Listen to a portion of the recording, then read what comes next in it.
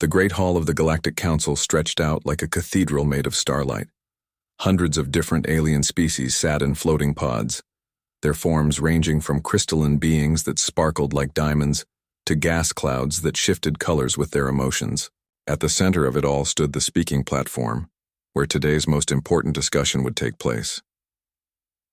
Commander Elena Vasquez walked toward the platform with steady steps. Her simple blue uniform looked plain compared to the elaborate robes and biomechanical suits around her. Some aliens whispered among themselves, pointing at the human representative. To them, she was nothing special, just another member of the newest species to join the council. Elena had heard the whispers before. Humans were young. Humans were weak. Humans had only been in space for a few hundred years, while some of these species had ruled the stars for thousands of generations. She kept her face calm as she reached the speaking area. "The council recognizes Admiral Xanthar of the HFY Empire," announced the council speaker, a tall being made of living metal. The platform shifted and a massive figure appeared. Admiral Xanthar stood 12 feet tall, covered in thick armor that looked like it was made from black stone. His forearms ended in claws that could tear through steel. Red eyes glowed from behind his helmet as he looked down at Elena with obvious disgust. "Honored council members," Xanthar began, his voice like grinding rocks. "We gather today because of a problem. The humans have forgotten their place." Elena felt the attention of hundreds of alien eyes turned toward her. She kept her hands relaxed at her sides, showing no fear. "For 10,000 years, the HFY Empire has maintained order in this sector," Xanthar continued. "We have kept the peace, we have protected trade routes, we have ensured that younger species learn respect for their betters." The Admiral raised one of his massive hands. A holographic display appeared, showing star maps of human space. Red markers indicated human colonies that had been established over the past 50 years. "Look at this expansion," Xanthar said with anger in his voice. "In just 5 decades, humans have claimed 47 star systems. They build colonies without asking permission. They establish mining operations in territories that belong to established powers. They act as if they own the galaxy." Several alien representatives nodded in agreement. The crystalline Veltar species chimed like bells, their way of showing support. The gaseous Nethys collective shifted from blue to purple, indicating concern. Elena waited. She had learned that in galactic politics, patience often revealed more than words. "The HFY Empire has been generous," Xanthar continued. "We allowed humans to join this council. We welcomed them to galactic society. But generosity has limits. Today, those limits have been reached." The Admiral's red eyes fixed on Elena. "Human representative, your species will immediately abandon all colonies beyond your home system. You will withdraw all military vessels to Earth. You will submit to HFY oversight of future expansion. This is not a request. This is a command." The Great Hall fell silent. Elena could feel the weight of expectation. Some aliens probably expected her to argue. Others might have thought she would beg for mercy. Instead, she simply stood up and walked to the speaking platform. "Thank you for your concerns, Admiral Xanthar," Elena said, her voice carrying clearly through the hall. "However, I'm afraid humanity must decline your generous offer to surrender everything we've worked for." A ripple of surprise went through the assembled aliens. The Veltar stopped chiming. Even the machine hybrid Zoraki, who rarely showed emotion, seemed startled by her calm response. Xanthar's eyes blazed brighter. "You misunderstand, human. This was not an offer. This was an ultimatum. Perhaps your primitive mind cannot grasp the difference." Elena smiled slightly. "Oh, I understand perfectly. You're threatening us. The question is whether you understand what that means." "What it means," Xanthar said, stepping closer to the platform, "is that my grand fleet is already in position around your precious colonies. 200 of our finest warships, each one capable of reducing a planet to glass." The Admiral activated another holographic display. This one showed the HFY fleet in all its terrible glory. Massive ships that looked like flying fortresses, bristling with energy weapons and protected by shields that could stop almost any attack. Your largest colony has perhaps 50,000 humans, Xanthar continued. Your mining stations have even fewer. How many humans are you willing to sacrifice for your pride? Elena studied the fleet display carefully. She memorized ship positions, fleet formations, and weapon configurations. Information that would be very useful soon. 72 hours, Xanthar announced to the entire council. The humans have exactly 72 hours to begin their withdrawal. If they refuse, we will demonstrate why challenging the Kethvar Empire is always a mistake. The alien representatives began talking among themselves. Some seemed worried about the threat of violence. Others appeared eager to see how this confrontation would end. The machine hybrid Zoraki calculated probabilities with visible concern. Elena waited for the noise to die down before speaking again. Admiral, before you make any decisions you might regret, I should probably mention something, she said casually. You're absolutely right about one thing. Humans are young compared to most species here. We've only been among the stars for a few centuries. She paused, looking directly at Xanthar. But in those few centuries, we've learned something that older species seem to have forgotten. We've learned what happens when someone threatens our families. Xanthar laughed, a sound like metal scraping against stone. Are you threatening us, little human, with what? Your handful of patrol ships? Your mining equipment converted into weapons? I'm not threatening anyone, Elena replied. I'm simply suggesting that you might want to reconsider your ultimatum. You see, humans have a saying, don't start a fight you can't finish. Your species has been in space for barely 300 years, Xanthar said with contempt. The Kethvar Empire was building starships when your ancestors were still living in caves. What could you possibly have that would concern us? Elena's smile grew wider. Well, Admiral, I suppose you'll find out. Unless, of course, you'd prefer to withdraw your fleet and discuss this like civilized beings. Withdraw? Xanthar's voice rose in anger. The Kethvar Empire does not withdraw. We do not negotiate with insects. You have 72 hours to surrender, or we will crush every human settlement in space. In that case, Elena said, pressing a small device on her wrist, consider this message delivered. She turned to address the entire council. Honored representatives, humanity appreciates your time today. We hope that when this situation concludes, cooler heads will prevail. We also hope that certain species will learn an important lesson about the dangers of underestimating others. As Elena walked away from the platform, several alien representatives called out questions. What did humans have planned? How could they possibly stand against the mighty Kethvar fleet? Were they simply going to surrender? Elena didn't answer any of the questions. She simply walked toward the exit with the same calm confidence she had shown throughout the meeting. Behind her, Admiral Xanthar was already giving orders to his fleet commanders. The countdown had begun.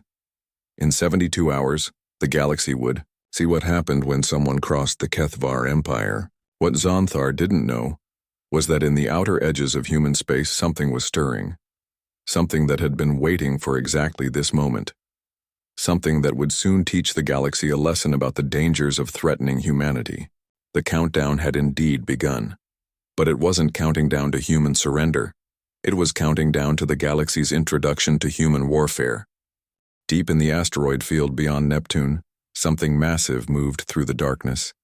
The rocks here were huge, some the size of small moons. Between them, hidden from all sensors and telescopes, floated humanity's greatest secret. The UHSV, Thundersoul, stretched 15 kilometers from nose to tail. Its hull was black as space itself, covered in materials that absorbed every type of energy the galaxy's sensors could detect. To anyone looking for it, the ship simply didn't exist. Captain Marcus Rodriguez stood on the bridge, watching his crew prepare for what would either be humanity's greatest victory or its final battle. Around him, 200 of Earth's finest soldiers and engineers worked at stations that looked nothing like the technology other species used. Captain, called out Lieutenant Sarah Chen from her position at the engineering station. All systems are running perfectly. The railguns are loaded and calibrated. Gravity generators are standing by. Marcus nodded. Sarah was the genius who had designed most of the Thundersoul's weapons. While other species in the galaxy fought with energy beams and plasma cannons, humans had taken a completely different approach. "Tell me again why this will work," Marcus said. Not because he doubted the plan, but because he wanted his crew to hear it one more time. Sarah turned from her console, her eyes bright with excitement. "For the past 50 years we've been studying every alien battle we could find records of. Every species in the galaxy fights the same way. They use energy shields to block energy weapons. They expect long, drawn-out battles where ships trade shots for hours." She brought up a holographic display showing typical alien ship designs. "Look at their armor. It's designed to absorb energy blasts. Their shields are meant to deflect plasma beams. Their tactics assume that battles happen at long range with predictable weapons." Marcus smiled grimly. "And we don't use any of those things." "Exactly," Sarah said. "While they've been perfecting energy warfare, we've been perfecting something much older. Kinetic energy. Physics that every species knows but forgot how to use in combat." She activated another display, this one showing the Thundersoul's main weapons. "Our railguns fire tungsten rods at 15% of light speed. At that velocity, nothing in the galaxy can stop them. Energy shields are useless, armor might as well be paper." "What about their numbers?" asked Commander Jackson from the tactical station. "The Kethvar have 200 ships. We're just one." Sarah's smile grew wider. "That's exactly why this will work. They'll try to surround us, thinking that more ships means automatic victory. But they've never faced coordinated pack tactics." Marcus looked around his bridge. Every person here had trained for this moment for years. They had studied human military history, from ancient wolf pack hunts to modern combined arms tactics. They had learned something that no alien species had ever developed. "Sir," called out Communications Officer Torres. "We're receiving the message from Commander Vasquez. The Kethvar have issued their ultimatum. 72 hours to surrender." "Perfect timing," Marcus said. "How long until we reach the target system?" 68 hours, sir," replied Navigator Kim. "We'll arrive 4 hours before their deadline." Marcus activated the ship's intercom system. His voice would now reach every person aboard the Thundersoul. "Attention, all hands. This is your captain speaking. In 68 hours, we will engage the Kethvar Grand Fleet. For the past 5 years, we have trained for this moment. We have prepared for this battle. Today, we find out if our preparations were enough." He paused, looking out at the stars through the bridge's main window. "The Kethvar think they know what human ships can do. They think they understand human tactics. They are wrong on both counts. We are not like any ship they have ever faced. We do not fight like any species they have ever encountered." Marcus could feel the attention of his crew, even those working in other parts of the massive ship. "The aliens call us young. They call us primitive. They think our short time in space makes us weak. They are about to learn that being young means being adaptable. Being new means thinking differently. Being human means never giving up." Lieutenant Chen activated a display showing the ship's weapons systems. Massive railguns that could punch through any armor. Gravity well generators that could trap enemy ships. Point defense systems that could track and destroy thousands of targets at once. "The Thundersoul represents everything humanity has learned about warfare," Marcus continued. "From our ancestors who hunted mammoths with spears to the fighter, pilots who defended Earth's skies. Every battle we've ever fought has taught us something. Today we use those lessons." He walked to the center of the bridge, where a 3-dimensional display showed their route to the target system. "The Kethvar expect us to surrender. They expect humans to be afraid. They are wrong about that too. We are not afraid. We are ready." Engineering Chief Rodriguez spoke up from his station. "Captain, the stealth systems are performing beyond expectations. Even if someone were looking directly at us, their sensors wouldn't detect anything." "Good," Marcus said. "Surprise is our greatest weapon. The Kethvar fleet will be positioned around our colonies expecting to fight helpless civilians. Instead, they'll find the Thundersoul." Navigator Kim updated the tactical display. "Sir, intelligence reports show the Kethvar fleet is moving into attack formation around Proxima Centauri. They're arranging their ships in their traditional battle pattern." Marcus studied the enemy formation.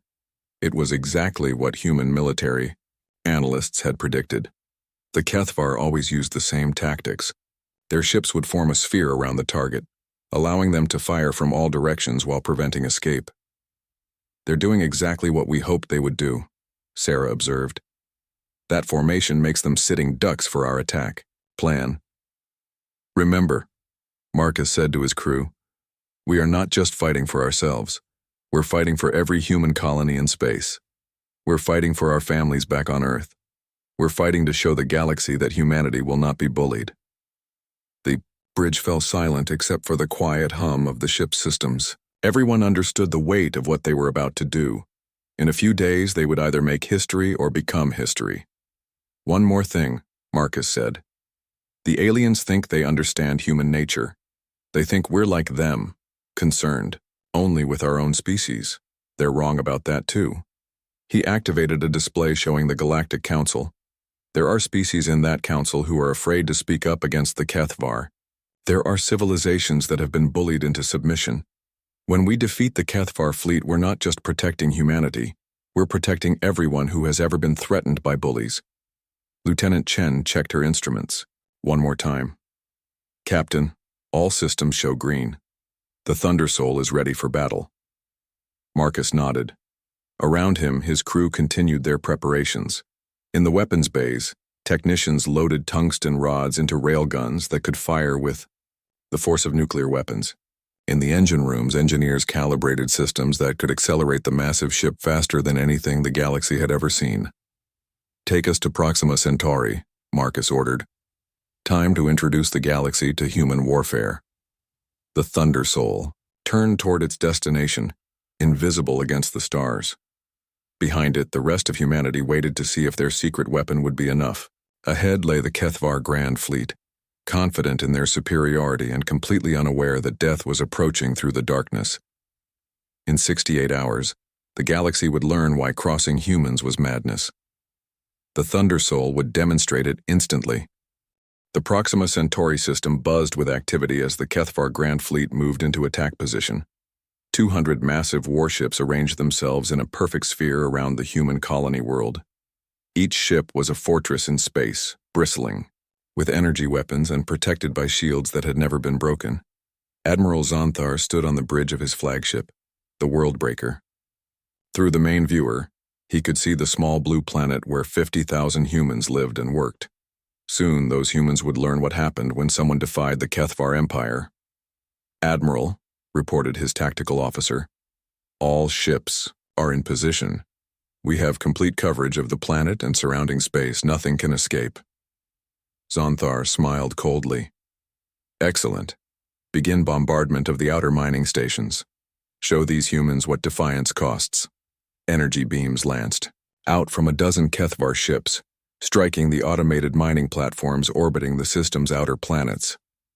The stations exploded in brilliant flashes, their metal hulls vaporized by weapons that could melt asteroids. "Sir," called another officer, "we're detecting evacuation signals from the planet's surface. The humans are retreating to underground shelters." "Let them hide like the insects they are," Xanthar said with satisfaction. "When they emerge, they will find their precious colony in ruins. Perhaps then they will understand the wisdom of surrender." What the Admiral didn't know was that the humans weren't hiding in fear. They were clearing the battlefield. Every civilian on the planet had practiced this evacuation dozens of times. They knew exactly how long they had before the real fight began. "Admiral," the sensor operator's voice was sharp with alarm. "I'm detecting a massive energy signature. Something's appearing directly in the center of our formation." Xanthar spun toward the main display. Space seemed to shimmer and bend, like heat waves rising from hot metal. Then, as if materializing out of nothing, a ship appeared. The Thunder Soul hung motionless in the exact center of the Kethvar fleet. Its black hull reflected no light, making it look like a piece of space itself had suddenly gained shape. At 15 kilometers long, it dwarfed even the largest Kethvar vessels. "Impossible," Xanthar breathed. "Our sensors showed nothing. How did they get so close?" On the Thunder Souls bridge, Captain Marcus Rodriguez smiled as he watched the alien ship scramble to respond. Their formation was perfect for his purposes. Every enemy vessel exactly where he wanted them. "Open communications," Marcus ordered. "Let's say hello." The face of Admiral Xanthar appeared on the main screen, his red eyes blazing with fury and confusion. "What is this? How did you penetrate our sensor net?" "Admiral Xanthar," Marcus said calmly, "you wanted to give humanity a lesson. Allow us to return the favor. Lesson 1. Humans don't fight alone." "You are one ship against 200, Xanthar snarled. "Surrender now, and I might allow some of your crew to live as slaves." Marcus chuckled. "I appreciate the offer, but I'm afraid we'll have to decline. You see, we have a different lesson to teach you today." "What lesson could primitives like you possibly teach the Kethvar Empire?" "The lesson," Marcus said, his voice growing cold, "is that threatening human civilians is a very bad idea." He cut the communication and turned to his crew. "All stations report readiness." "Weapons ready," called Lieutenant Chen. "Navigation ready," reported Kim. "All systems green," announced Engineering Chief Rodriguez. Marcus looked at the tactical display showing the positions of every enemy ship. The Kethvar had arranged themselves in a perfect sphere, thinking that surrounding one ship would guarantee victory.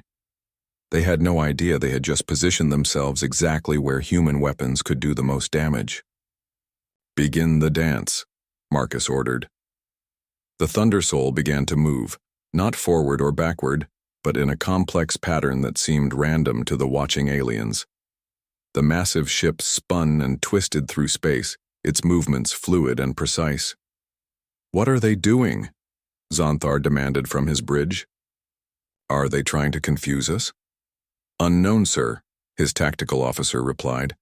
"Their movement pattern makes no sense. They're not heading for any escape route."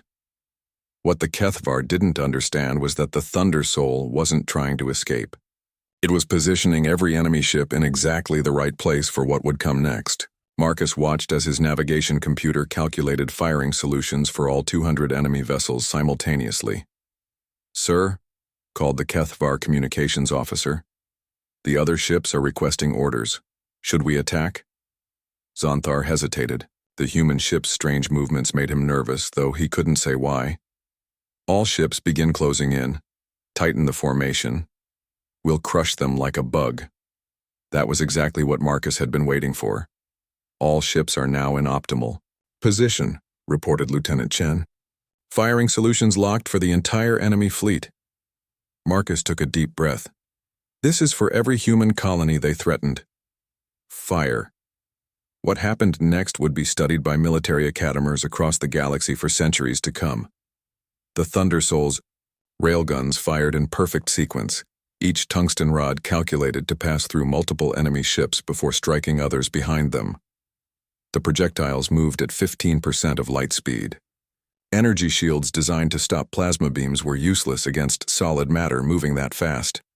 Armor that could withstand nuclear explosions crumpled like paper. The first rod punched through 3 Kethvar ships before striking a fourth. The second rod destroyed 2 ships and crippled a third. The third rod tore through the Worldbreaker's engine section, sending the massive flagship spinning out of control. In 47 seconds, 67 Kethvar vessels were destroyed or disabled. The perfect formation that Xanthar had been so proud of became a cloud of debris and burning wreckage. "Impossible," Xanthar gasped from his damaged bridge. Emergency lights flickered around him as his ship fought to maintain life support. Nothing could have calculated those shots. No computer could track that many targets. He was wrong. Human computers could track that many targets. But more importantly, human tactics had placed all those targets exactly where they needed to be. The surviving Kethvar ships scattered in panic, their formation broken and their confidence shattered. Many tried to flee the system entirely, abandoning their admiral and their mission. "Admiral," Marcus said, reopening communications, "I believe you had something to say about educational extinction." Xanthar's face appeared on screen again, but now his arrogance was replaced by fear. "What are you?" "We're humans," Marcus replied simply. And we just taught you lesson 2. We don't start fights, but we always finish them. The Thunder Soul began moving again, not in its previous dance but in a direct line toward the remaining enemy ships. Each movement was deliberate and threatening. All surviving HFY vessels, Marcus broadcast on an open channel. You have exactly 1 minute to begin jumping out of this system. Any ship still here after that will be considered hostile and dealt with accordingly. Most of the surviving ships didn't wait for the full minute. They activated their faster-than-light drives and vanished, abandoning their admiral and their empire's pride. Admiral Xanthar found himself alone in the Proxima Centauri system, his flagship damaged and his fleet destroyed or scattered. The human ship that had seemed so impossible now hung before him like a judge waiting to pronounce sentence. This isn't over, Xanthar transmitted weakly. The HFY Empire will not forget this insult. We will return with more ships. We will have our revenge. Marcus shook his head sadly. Admiral, I really hoped you would be smarter than that. But since you're not, let me give you lesson 3. He paused, making sure the alien was paying attention. Humans have very good memories, and we really don't like it when someone threatens to come back and hurt our families. The Thunder Soul's weapons powered up again, their targeting systems locked onto the World Breaker. Wait, Xanthar called out desperately. I surrender. The HFY Empire surrenders. I'm sorry, Marcus said, but threats against human civilians require a more permanent solution. The final railgun shot ended Admiral Xanthar's career and his life. The World Breaker broke apart in a silent explosion that could be seen from the planet below. As the debris cleared, the Thunder Soul hung alone in space, surrounded by the wreckage of what had once been the galaxy's most feared fleet. On the planet below, human colonists emerged from their shelters to see their protector silhouetted against the stars. The battle was over, but the war for humanity's place in the galaxy had just begun. News of the Proxima Centauri battle spread across the galaxy faster than the fastest ships could travel. Within hours, every major civilization had received the impossible reports. The mighty HFY Grand Fleet, 200 ships strong, had been destroyed by a single human vessel in less than 1 minute. In the crystal cities of the Veltar homeworld, millions of crystalline beings resonated with confusion and fear. Their harmonic voices, usually synchronized in perfect understanding, now created discordant sounds as they tried to process what they had witnessed. Chief Harmonizer Velthara stood before the Council of Resonance, her crystal body flickering between colors as she spoke.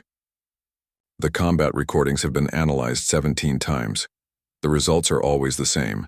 The human weapons function on principles we did not believe possible. Explain, chimed the Council in unison. Their projectiles move at 15% of light speed, Velthara continued. Solid matter accelerated to velocities that should require the energy output of a star, yet they fire these weapons repeatedly, as if they cost nothing. The Council fell silent. For a species that had spent millennia perfecting energy-based warfare, the concept of kinetic weapons operating at such speeds was terrifying. More disturbing is their tactical approach, Velthara added. They positioned the enemy fleet exactly where they wanted them. This suggests a level of strategic thinking we have never encountered. Far across the galaxy, in the gas clouds of the Nethys Collective, billions of individual minds struggled to comprehend the same information. The collective had always prided itself on being able to predict the behavior of other species through mathematical analysis. The human battle had broken their models completely. Consensus cannot be reached, announced the Prime Consciousness, a swirling mass of blue and green gases. Human behavior patterns do not follow any known mathematical progression. Their tactics appear random until viewed in reverse, at which point they reveal perfect logic. Smaller gas clouds throughout the system pulsed with anxiety. What does this mean for the stability of galactic civilization? They asked in chemical whispers. Unknown, the Prime Consciousness admitted. For the first time in our existence, we cannot calculate the probable outcome of a situation. Meanwhile, in the mechanical cities of the Zoraki system, Artificial intelligences worked frantically to update their combat algorithms. The machine hybrid species had built their entire military doctrine around logical, predictable warfare. Supreme, calculator Zoraki Prime stood in the center of a vast computer complex, processing data streams from thousands of different sources. Its mechanical body sparked with electrical discharges as it tried to understand what it had witnessed. Analysis complete, Zoraki Prime announced to its fellow machines. The human vessel designated Thunder Soul operates outside all known parameters. Its weapons violate no physical laws, yet their application suggests technology beyond our current understanding. Recommendation? Asked the War Calculator Collective. Immediate diplomatic contact with human leadership, Zoraki Prime replied, without hesitation. This species represents either our greatest potential ally or our inevitable destroyer.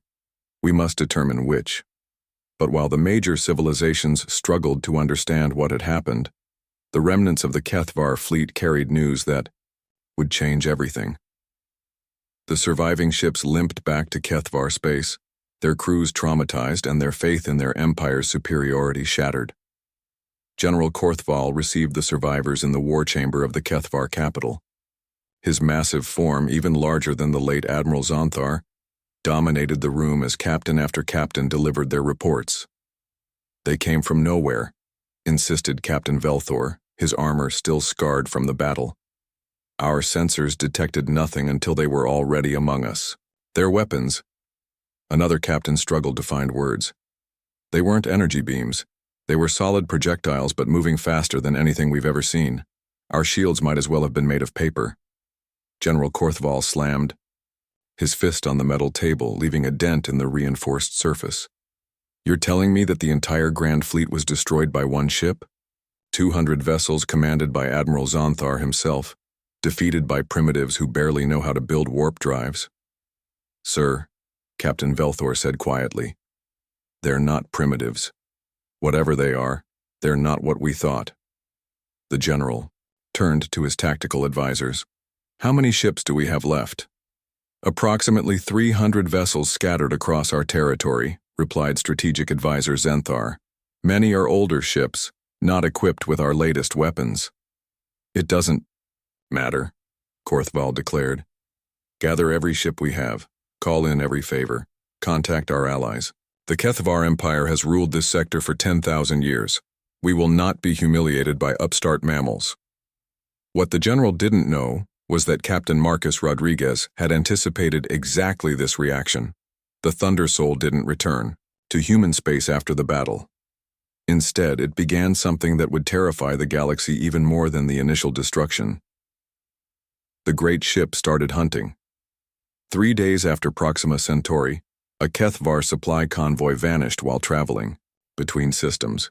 The escort ships sent out distress calls reporting a massive black vessel that appeared without warning, destroyed their cargo ships, and vanished again. A week later, a Kethvar patrol fleet investigating the first attack also disappeared. This time, there were no distress calls. The ships simply stopped responding to communications. By the end of the month, 17 separate Kethvar military units had been eliminated by what their crews had started calling the Ghost Ship. The Thunder Soul appeared without warning, struck with devastating precision and vanished before reinforcements could arrive. It's impossible, General Korthval raged in his war room. One ship cannot be in 17 different systems simultaneously. They must have built more vessels. Our intelligence suggests otherwise, reported his chief spy operative Nithal. All attacks show the same weapon signatures, the same tactical patterns. It appears to be the same ship. Then explain to me how one vessel can attack targets across half the sector. Nithal activated a holographic display showing the attack patterns. The ship doesn't engage in traditional combat. It strikes isolated groups, never more than 6 ships at once. It avoids systems with heavy defenses. It appears to be hunting us. The word sent a chill through the war room. The Kethvar were predators themselves, used to being the hunters. The idea of being prey was almost incomprehensible. What do our allies say? Korthval asked. The Veltar have declined to send military assistance, Nithal reported. They claim they need time to analyze the new tactical paradigm before committing forces. And the Nethys Collective also declined. They say the mathematical probability of success against human forces cannot be calculated with current data. The Zaraki? They have requested permission to open diplomatic channels with the humans directly. General Korthoval felt something he had never experienced before, the cold touch of fear. His empire's allies were abandoning them. His fleets were being systematically destroyed. And somewhere in the darkness between stars, a single human ship continued its relentless hunt. "Sir," interrupted a communications officer, "we're receiving a transmission from the human vessel." "Put it through," Korthval ordered. Captain Marcus Rodriguez appeared in holographic form, standing calmly on his bridge. "General Korthval, I presume. I understand you've been gathering ships for another attack on human colonies. You will pay for what you've done to the Kethvar Empire," Korthval snarled. Marcus shook his head sadly. "General, I had hoped your people would be smarter than Admiral Zonthar, but it seems you're determined to make the same mistakes." "What mistakes? We are the Kethvar. We have ruled this sector for 10 millennia. "And that's your first mistake," Marcus replied. "You think your past victories guarantee future success. You think age equals superiority. You think fear is the same as respect." The human captain paused, his expression growing serious. "But your biggest mistake is assuming that humans fight like other species. We don't engage in honorable fleet battles. We don't follow your rules of warfare. We hunt, we adapt, we never stop until the threat to our families is eliminated." Korthval leaned forward aggressively. "Are you threatening us, human?" "No, General. I'm explaining reality. Every ship you send against human space will be destroyed. Every attack you plan will fail. Every day you continue this war, more of your people will die. The only question is, how many Kethvar lives you're willing to sacrifice for your pride?" The transmission ended, leaving the war room in stunned silence. General Korthval stood alone, surrounded by advisors who no longer believed in victory. Outside, his empire's fleets waited for orders that would send them to certain death. And somewhere, in space, the Thunder Soul continued its patient hunt, demonstrating to the galaxy that crossing humans was indeed madness. 6 months after the destruction of the Kethvar Grand Fleet, the Thunder Soul appeared in the most impossible place of all, directly above the Kethvar homeworld. The massive black ship hung in orbit like a dark moon, its weapons trained on the planet below where billions of Kethvar citizens lived in growing terror. Emperor Thulvoth stood in his palace throne room, staring up at the human ship through the transparent dome overhead. For 10,000 years, no enemy had reached the Kethvar homeworld. Their defenses were legendary. Their orbital stations could destroy entire fleets. Yet somehow a single human ship had slipped past everything. "How many vessels do we have left?" the Emperor asked his military advisors. 73 ships remain operational throughout the Empire, reported General Korthval, his voice hollow with defeat. "The rest have been destroyed or have surrendered to human forces." 73, the Emperor repeated slowly. "From a fleet of over 400 ships." "Yes, my lord. The human vessel has been methodical in its hunting." The Emperor turned from the window to face his advisors. Each one looked broken, their confidence shattered by months of impossible defeats. "And our allies?" "Gone," admitted Admiral Zental. "The Veltar have signed a non-aggression pact with the humans. The Nethys Collective has offered to mediate our surrender. The Zaraki are actively seeking trade agreements with human colonies." Emperor Thulvoth felt the weight of 10 millennia of Kethvar dominance crushing down on him. His empire, which had seemed eternal just months ago, was crumbling around him. "Sir," called a communications officer, "the human ship is transmitting." "Put it through," the Emperor ordered. Captain Marcus Rodriguez appeared as a hologram in the center of the throne room. Behind him, the bridge of the Thunder Soul bustled with quiet efficiency. No celebration, no gloating, just professional competence. "Emperor Thulvoth," Marcus said with a slight nod. "I regret that we meet under these circumstances." "Do you?" The Emperor replied bitterly. "You've destroyed my fleets. You've terrorized my people. You've reduced the HFY Empire to a shadow of its former glory." "Yes," Marcus admitted without hesitation. "I have done all of those things, because your empire threatened human colonies, because your admiral tried to murder 50,000 innocent civilians, because your people thought they could bully humanity into submission." The Emperor straightened, trying to reclaim some dignity. "What do you want? Complete surrender? The dissolution of our empire? The enslavement of our people?" Marcus shook his head. "Nothing so dramatic. We want 3 things, and then this war ends." "Name them." "First, the HFY Empire will formally apologize to the Galactic Council for its unprovoked attack on human civilians. Second, you will pay reparations to cover the cost of rebuilding the mining stations your fleet destroyed. Third, you will acknowledge human sovereignty over all territory currently under human control." Emperor Thulvoth blinked in surprise. "That's all?" "That's all," Marcus confirmed. "We're not interested in ruling your empire or enslaving your people. We just want to be left alone to live our lives and raise our families in peace." "And if we refuse?" Marcus gestured toward the tactical display behind him, which showed the positions of the remaining HFY ships. "Then this conversation continues until you change your mind. And every day it continues, more of your people die." The Emperor looked around his throne room at the advisors who had once seemed so powerful. Now they avoided his gaze, knowing they had no answers to offer. "You have 1 hour to decide," Marcus added. "After that I begin targeting your orbital defense stations." The transmission ended, leaving the throne room in silence.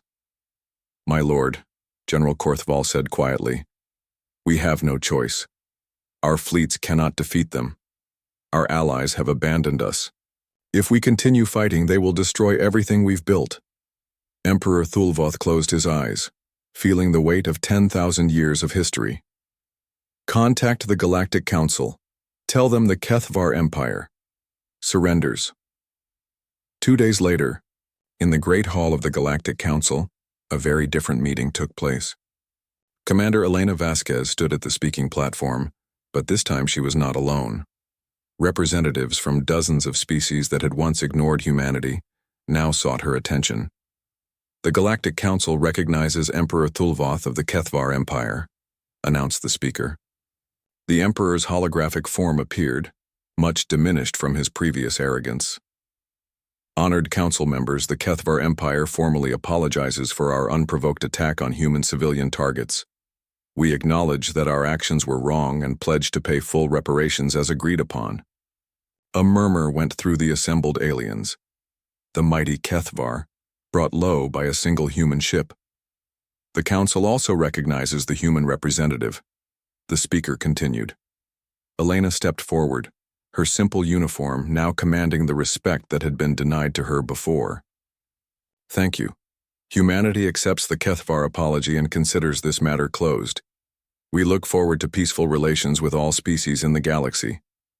"If I may ask," interrupted the crystalline Veltar representative, "where is the vessel that defeated the HFY fleet? Many of us would like to study its capabilities." Elena smiled. "The Thunder Soul has returned to patrol duties in human space. Captain Rodriguez and his crew prefer to avoid the spotlight. What she didn't mention was that the Thunder Soul was no longer alone. In hidden shipyards throughout human territory, 12 more vessels of the same class were nearing completion. The galaxy would learn about them eventually, but not today. The Zaraki Collective wishes to inquire about trade agreements," announced the machine hybrid representative. "We believe human tactical innovations could benefit our defensive capabilities. The Nethys Collective also seeks closer relations," added the gaseous beings. "We would like to exchange mathematical models with human strategists." Elena looked around the Great Hall. 6 months ago, these same species had dismissed humanity as primitive upstarts. Now they competed for human attention and favor. "Humanity is open to diplomatic and trade relations with all peaceful species," Elena announced. "However, we want to make one thing absolutely clear to everyone present." The hall fell silent. "Humanity seeks peace, but we will not be threatened or underestimated again. The Thunder Soul was built because the Kethvar forced us to build it. We hope that in the future, such measures will not be necessary." She paused, looking directly at several species representatives who had remained neutral during the recent conflict. "But let me be very clear about something else. The Thunder Soul is not humanity's only ship of its class. If any species in this galaxy thinks they can succeed where the Kethvar failed, they are welcome to try. I strongly advise against it." 3 months later, the first Veltar diplomat arrived at Earth to request human military advisors. Within a year, 6 different species had similar requests. The Zoraki Collective offered to share their most advanced manufacturing techniques in exchange for human tactical training. Even former Kethvar allies began approaching human colonies with trade offers and defense contracts. The galaxy had learned a hard lesson about underestimating humanity. Captain Marcus Rodriguez stood on the observation deck of the Thunder Soul, watching Earth grow larger on the main screen. After months of hunting Kethvar ships across the galaxy, he was finally coming home. "Sir," called Lieutenant Chen from behind him, "we're receiving a priority message from Earth Defense Command." "What do they say?" "They're asking if we'd like to attend the commissioning ceremony for the second Thunder-class battleship next month. Apparently, they're naming it the Lightning Spirit." Marcus smiled. "Tell them we'll be honored to attend. It will be good to see what our engineers have been working on." He turned back to the window, watching Earth's blue oceans and white clouds. Somewhere down there, children played in parks without fear of alien attack. Farmers worked their fields knowing that humanity's enemies would think twice before threatening Earth again. The Thunder Soul had done its job. It had shown the galaxy that humans were not to be trifled with. But more importantly, it had ensured that human families could sleep safely at night knowing they were protected. "Sir," Chen added, "there's one more thing. The Galactic Council has formally invited humanity to join the Security Committee. They want human representatives to help maintain peace in this sector." Marcus chuckled. 6 months ago they treated us like children. Now they want us to be the adults in the room. "What should I tell them?" "Tell them we'll consider it. But make sure they understand, humanity will maintain peace in our own way. If that makes some species uncomfortable, they can adapt or find a different sector to live in." As the Thunder Soul entered Earth's orbit, Marcus reflected on how much had changed. The galaxy had learned that crossing humans was madness. More importantly, they had learned why. It wasn't because humans had the biggest ships or the most advanced weapons. It was because humans never forgot a threat to their families. They never stopped hunting until that threat was eliminated. And they never, ever gave up. The Thunder Soul had demonstrated this truth instantly. Now the galaxy would remember it forever.